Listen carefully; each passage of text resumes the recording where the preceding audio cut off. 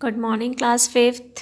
Today again we are here with the same chapter, that is growing plants of class 5th, chapter 1, with a new topic, that is growing plants from leaves. So students, आज हम बात करेंगे कि किस तरह से plants को grow करते हैं लीव्स की हेल्प से। हमने प्रीवियस क्लास में पढ़ा था कि स्टेम से कैसे ग्रो करते हैं प्लांट्स को, रूट से कैसे ग्रो करते हैं। तो सेम एज अगर हम सीड्स के अलावा किसी अदर पार्ट से ग्रो करते हैं प्लांट को, तो उसे हम क्या बोलते हैं?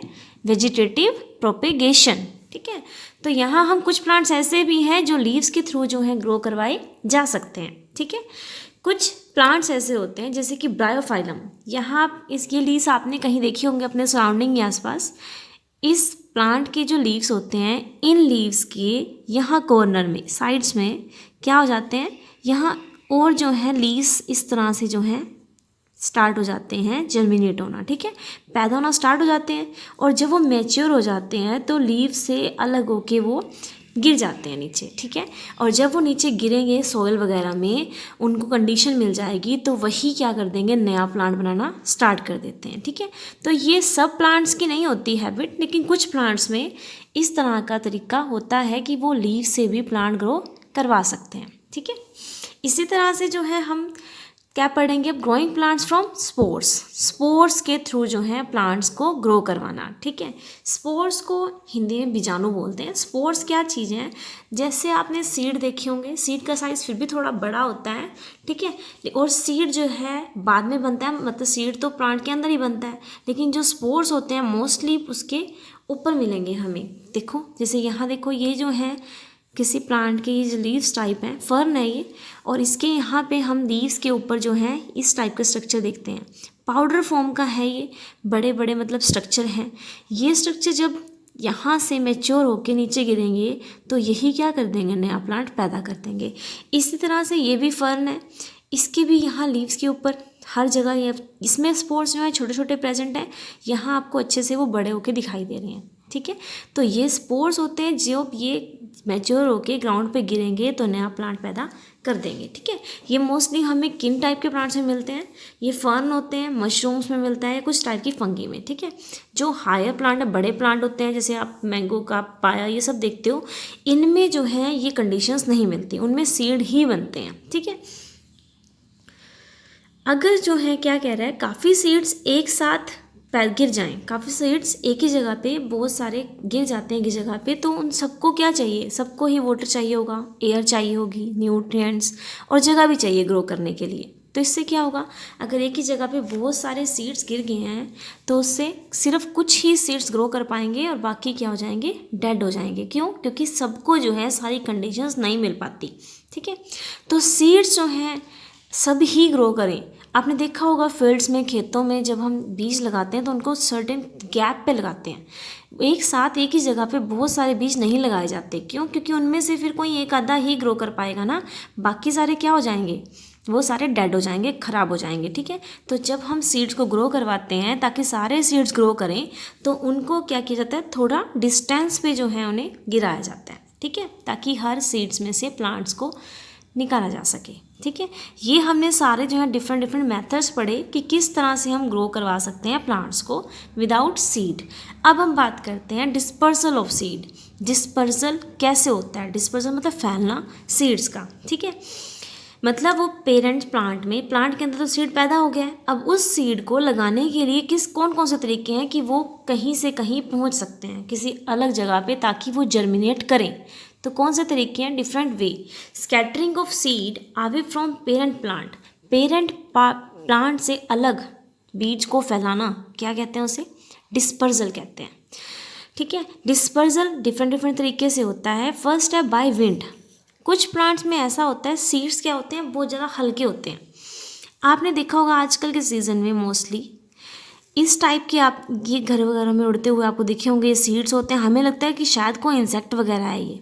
इसके साइड में ये हेयर लाइक स्ट्रक्चर होते हैं वाइट कलर के। ठीक है, ऐसा लगता है कि शायद कोई इंसेक्ट होगा, लेकिन ये होते क्या हैं, सीड होते हैं। इतने हल्के हैं कि हवा से ये जो है इधर उधर घूम सकते हैं, कहीं भी उड़ जाते हैं। जब ये हवा से कहीं भी उड़ेंगे, थोड़ी बहुत भी इन्हें हवा मिलती है तो क्या होगा, एक जगह से दूसरी जगह पहुंच जाएंगे।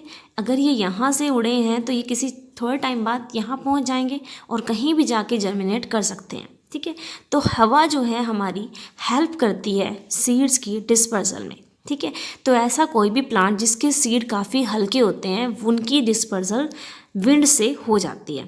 कुछ ऐसे एग्जाम्पल है मैपल, मडार, डेंडेलियन, कॉटन सीड्स। ठीक है, जो मैपल है वो कैसा है, पेड़ होता है, काफ़ी बड़ा पेड़ है।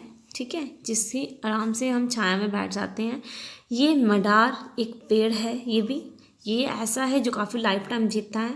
अलग अलग टाइप के प्लांट्स हैं। ठीक है, और इन सब की डिस्पर्सल जो होती है वो विंड के थ्रू हो जाती है। इसके बाद हम बात करते हैं डिस्पर्सल बाय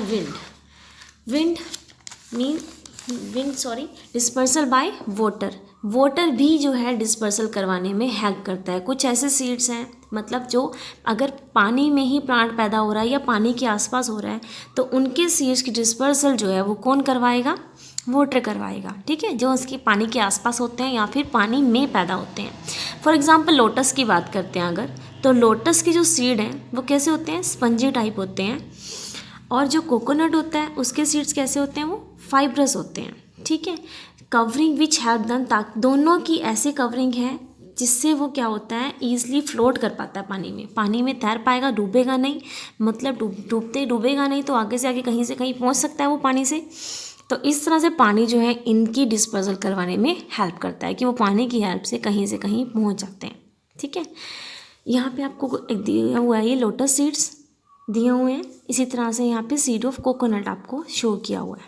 ठीक है, इसके बाद हम बात करते हैं डिस्पर्सल बाय एनिमल्स किस तरह से डिस्पर्सल में हेल्प करते हैं। अब जो एनिमल्स हैं वो क्या करते हैं, वो फ्रूट्स वगैरह को खाएंगे। ठीक है, अगर वो खा लेंगे तो उसके बाद क्या होगा, कुछ तो ऐसे भी होते हैं कि उनकी बॉडी के ऊपर क्या लग जाते हैं, कुछ सीड्स वगैरह जो उनकी बॉडी के साथ अटैच हो जाते हैं। फिर वो कहीं भी अगर एनिमल्स जाएगा और स्कैटर हो जाएगा उनके साथ, जैसे वो मूव करेंगे कहीं से कहीं। ठीक है, और कई बार जो है अगर वो खा रहे हैं तो उनका जो अनडाइजेस्टेड पार्ट जो उनकी बॉडी से बाहर रिमूव हो रहा है तो उसमें सीड जो है एज इट इज़ ही बाहर निकल जाता है, एज इट इज़ निकलेगा और जिसकी वजह से उसकी भी डिस्पर्सल हो जाएगी। ठीक है, इसी तरह अगर हम बात करें ह्यूमंस जो हैं वो फ्रूट्स को खाएंगे, मैंगो, ऑरेंज, वो सब कुछ खाते हैं लेकिन उसका सीड नहीं खाते, सीड को गिरा देंगे। वो एक तरह से हेल्प ही हुई ना सीड की डिस्पर्सल में, कि वो कहीं से मैंगो लेके आए, कहीं जाके उसे खाया, सीड को कहीं पे गिराया और इस तरह से हेल्प हो गई उसकी डिस्पर्सल में। ठीक है, ऐसे ही है एक डिस्पर्सल बाय एक्सप्लोजन मीन्स अब ये तो कोई ना कोई मेथड चाहिए था हमें, कोई ना कोई लेके जाएगा। एक्सप्लोजन मतलब प्लांट की ही क्वालिटी है कि जब उसका पूरा फ्रूट जो है पूरी तरह से पक जाएगा तो वो क्या हो जाता है, ब्रस्ट हो जाता है, मतलब फूट जाता है। ठीक है, फट जाएगा तो इसकी वजह से उसमें से जितने भी सीड्स होंगे वो काफ़ी डायरेक्शन में, अलग अलग डायरेक्शन में फैल के गिर जाते हैं। इस प्रोसेस को क्या बोलते हैं, हम एक्सप्लोजन बोलते हैं। ठीक है, कुछ यहाँ पे एग्जाम्पल दिया है इसका, पॉपी, पी और बीन। इसके जो फ्रूट्स होते हैं वो इस तरह से होते हैं कि वो ब्रस्ट हो जाते हैं, मतलब उसका फ्रूट एकदम फट जाएगा और उसमें जितने भी उसके सीड्स होंगे वो अलग अलग डायरेक्शन में गिर जाते हैं जाके।